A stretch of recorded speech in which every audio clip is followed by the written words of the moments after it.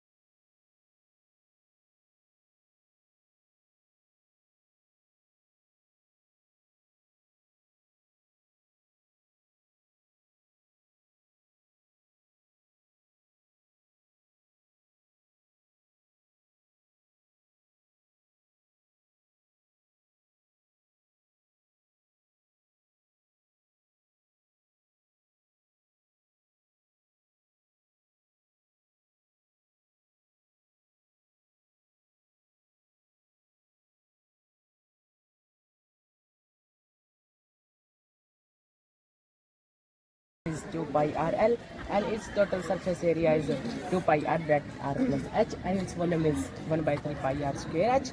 In all shapes, we see the total surface area, volume, that is represent the all shapes of the objects.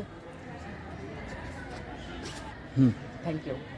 Mr. Aditya, please explain your model. This graph of x-axis and y-axis, that is x-axis and that is y-axis, that is origin.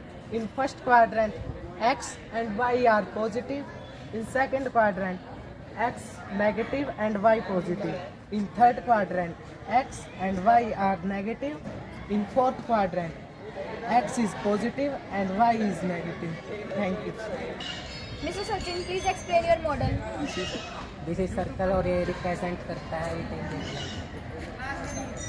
Mr. Pratyaksh, please explain your model. हमने different angles को दिखाने की कोशिश की है। ये right angle है जो 90 डिग्री का, ये स्ट्रेट एंगल, ये रिफ्लेक्स एंगल, ये ऑब्ट्यूस एंगल, ये acute angle. Mr. Yaksh, please explain your model. In this, we can describe our modern periodic table. In this, these elements are of S block, D block, P block, and F block. And in vertical line, these are called groups, and these are called periods, and these are called periods. And in this, these are lanthanoids, actinoids. It has atomic number 58 and last at. This is very helpful for the student because it help to easy to learn the students. He is Chirag from 7th class. He had learned 50 elements from the periodic table. Hydrogen, helium, lithium, beryllium, boron, carbon, nitrogen, oxygen, fluorine, neon, sodium, magnesium, aluminium, silicon, phosphorus, sulphur, chlorine, argon, potassium, calcium, cadmium, titanium, vanadium, chromium, manganese, iron, cobalt, nickel, copper, zinc, gallium, zirconium, arsenic, selenium, bromine, krypton, rubidium, strontium, yttrium, zirconium, niobium, molybdenum, technetium, ruthenium, rhodium. Thank you. Miss Riya, please explain your model. This is a structure of plant leaf. ये plant की stem होती है।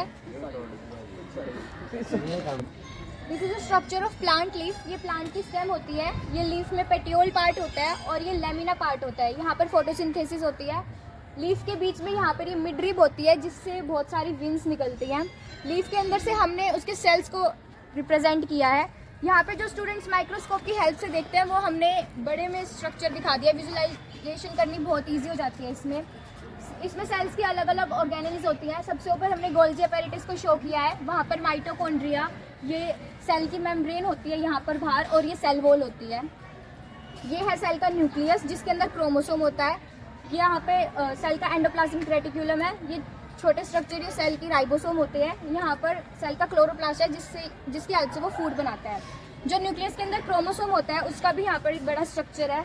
Chromosome DNA से बना होता है जिसकी वजह से हमारी जो हेरिडिटी कैरेक्टर्स हमारे अंदर ट्रांसफर हो जाते हैं। इसके अंदर से डीएनए का स्ट्रक्चर यहाँ पर, ये क्रोमोसोम का स्ट्रक्चर है जो सेल के अंदर होता है। न्यूक्लियस के अंदर क्रोमोसोम डीएनए से बना होता है जिसकी वजह से हेरिडिटी कैरेक्टर्स हमारे अंदर आते हैं हमारे पेरेंट्स से। डीएनए का स्ट्रक्चर यहाँ पर शो किया हुआ है। Thank you. Mister Kusal, please explain your model.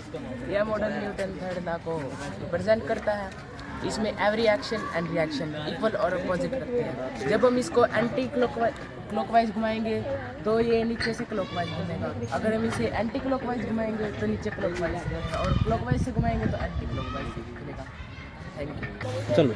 Mister Ajay, please explain this model. ये एंगुलर मोमेंटम का प्रोजेक्ट है। हम इसके पास वेट लाएंगे तो ये इसकी स्पीड बढ़ जाएगी, और इसके वेट साइड में करेंगे तो इसकी स्पीड बढ़ कम हो जाएगी। ठीक है। Mister Vinay, please explain this model. इसमें loop to loop it's convert the kinetic and potential energy to kinetic energy.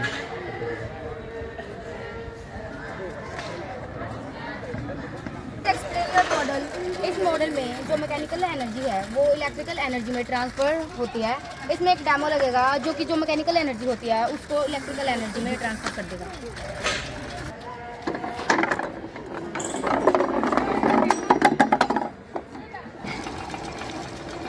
Mister Pratyaksh, please explain this model. This is the distance of vision. चलो। Pradeep, what is this?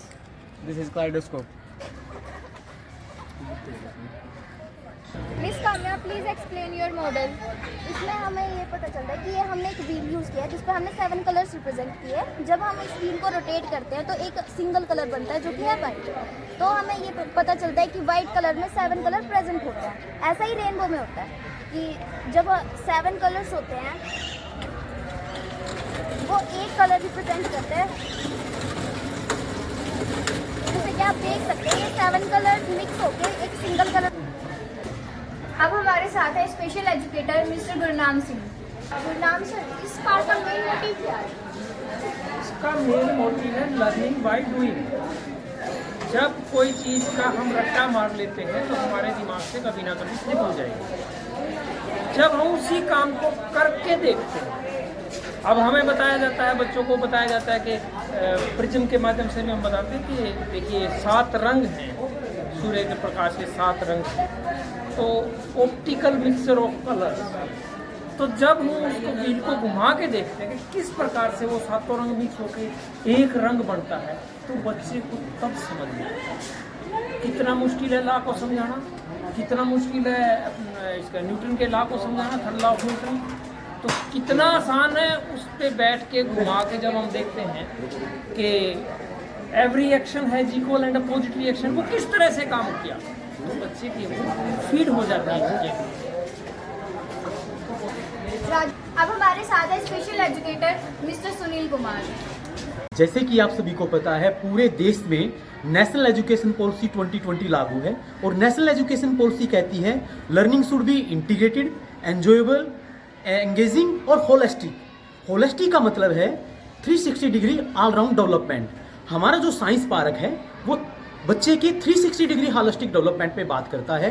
उसमें आ गया उसका cognitive development, affective development और psychomotor development, जो कि बच्चे के पूरे साइंटिफिक डेवलपमेंट में एक मील का पत्थर साबित होगा। बच्चे के ऑलराउंड डेवलपमेंट में एक विशेष भूमिका निभाएगा हमारा साइंस का park. Thank you very much. अब हमारे साथ है physics lecturer mister Rajesh Kumar.